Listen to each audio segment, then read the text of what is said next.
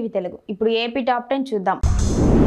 అనకాపల్లి జిల్లా అచ్యుతాపురం వద్ద ఫార్మా ఇండస్ట్రీలో జరిగిన ప్రమాదంలో బిక్కవోలుకు చెందిన కొప్పర్తి గణేష్ కుమార్ మృతి చెందారు. బాధిత కుటుంబానికి సీఎం చంద్రబాబు ₹1 కోటి పరిహారం ప్రకటించడంతో ఎమ్మెల్యే నల్లమిల్లి రామకృష్ణారెడ్డి మృతుడి కుటుంబ సభ్యులను కలిసి పరామర్శించి ₹1 కోటి చెక్కును అందజేశారు. బాధిత కుటుంబానికి ప్రభుత్వం అన్ని విధాల అండగా ఉంటుందని హామీ ఇచ్చారు.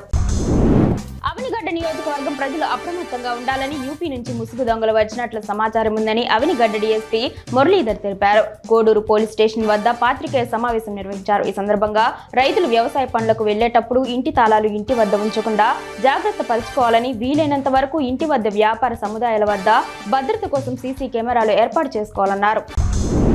అన్నమయ్య జిల్లా మైసూరు వారిపల్లెలో నిర్వహిస్తున్న గ్రామ సభలో AP deputy CM Pawan Kalyan పాల్గొన్నారు. ఈ సందర్భంగా పవన్ అభిమానులు ఓజీ ఓజీ అంటూ నినాదాలు చేశారు. దీనిపై పవన్ స్పందిస్తూ, సినిమాల కంటే నాకు దేశమే ముఖ్యం, సినిమాలు సినిమాలే, రాజకీయం రాజకీయమే, నాకు ప్రజాదరణ ఉంది కానీ పరిపాలన అనుభవం లేదు, నాకు సినిమాల కంటే గ్రామాల అభివృద్ధి ముఖ్యం, గ్రామాలన్నీ బలపడితే రాష్ట్రం అభివృద్ధి చెందుతుంది అని అన్నారు. మహిళలపై జరుగుతున్న వేధింపులపై గుత్తిలో రామదాసు కళా బృందం గేయాన్ని ఆలపించి అందరినీ ఆలోచింపజేశారు. స్థానిక గాంధీ సర్కిల్ వద్ద రామదాసు తదితరులు గేయాన్ని ఆలపించారు. మహిళలపై జరుగుతున్న అత్యాచారాలు, హత్యలు, వేధింపులను వివరిస్తూ వాటిని అరికట్టడానికి తీసుకోవాల్సిన జాగ్రత్తల గురించి, చట్టాల గురించి పాట రూపంలో తెలియజేశారు. పాతి చీరాల సీతానగరం నుండి ఇసుకను తరలిస్తున్న 17 ఎడ్ల బండ్లను రెవెన్యూ అధికారులు పట్టుకొని చీరాల తహసీల్దార్ కార్యాలయానికి తరలించారు. అనుమతులు లేకుండా ఎడ్ల బండ్లపై ఇసుక తరలింపు చట్ట వ్యతిరేకమైనందున ఈ చర్య తీసుకున్నట్లు రెవెన్యూ అధికారులు చెబుతుండగా తమకు ముందస్తు సమాచారం లేనందున తాము ఇసుకను తోలుతున్నామని ఎడ్ల బండి యజమాని గోపి చెప్పారు. స్వల్ప జరిమానాలతో వదిలేయాలని ఎడ్ల బండ్ల యజమానులు కోరారు. యలమంచిలి మండలం ఏనుగువానిలంక బాడవ గ్రామానికి చెందిన శివప్రసాద్ 4000 మీటర్ల దారాన్ని ఉపయోగించి 65 గంటల ఉప ముఖ్యమంత్రి పవన్ కళ్యాణ్ చిత్రపటాన్ని రూపొందించారు. ఆ చిత్రపటం ప్రజలను విశేషంగా ఆకట్టుకుంటోంది.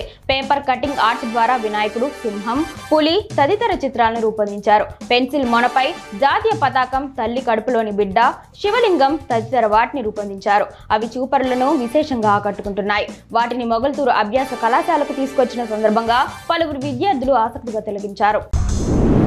ఏబీ రోడ్డుపై బిల్లుమడ గ్రామం వద్ద బురదలో 2 లారీలు కూరుకుపోవడంతో కిలోమీటర్ల మేర వాహనాలు ఎక్కడివి అక్కడ నిలిచిపోయాయి.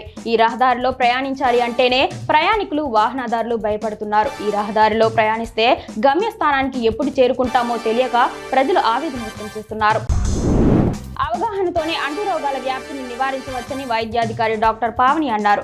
ఈ మేరకు ఆమె మాట్లాడుతూ బూర్జ మండలంలో సీజనల్ వ్యాధుల నివారణపై అవగాహన కార్యక్రమం చేపట్టారు. వ్యర్థ నీటి నిల్వలు లేకుండా జాగ్రత్త పడి దోమల నివారణ చేయాలని కోరారు. బహిరంగ మలమూత్ర విసర్జన చేయకూడదని అన్నారు. మరిగించి చల్లార్చిన నీటిని త్రాగాలని, పరిసరాలు పరిశుభ్రంగా ఉంచుకోవాలని సూచించారు.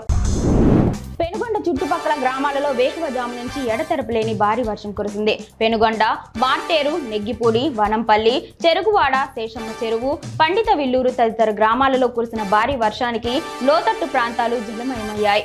ఉదయం పనులకు వెళ్లేవారు, పాఠశాలలకు వెళ్లే విద్యార్థులు వర్షం వల్ల ఇబ్బందులు ఎదుర్కొన్నారు. తుంగభద్ర నదిపై నిర్మించిన సుంకేసుల జలాశయానికి వరద నీటి ప్రవాహం కొనసాగుతోంది. ఉదయం 6 గంటలకు 38,277 క్యూసెక్కుల నీటి ఇన్ఫ్లో ఉండగా జలాశయం నుంచి 8 గేట్లను ఎత్తి 35,832 క్యూసెక్కుల నీరును దిగువకు విడుదల చేస్తున్నట్లు జలాశయం జేఈ రాజు ఒక ప్రకటనలో తెలిపారు. కాల్వకు 2,445 క్యూసెక్కుల నీరు విడుదల చేస్తున్నట్లు, ప్రస్తుతం జలాశయంలో 1.235 టీఎంసీల నీరు నిల్వ ఉందన్నారు.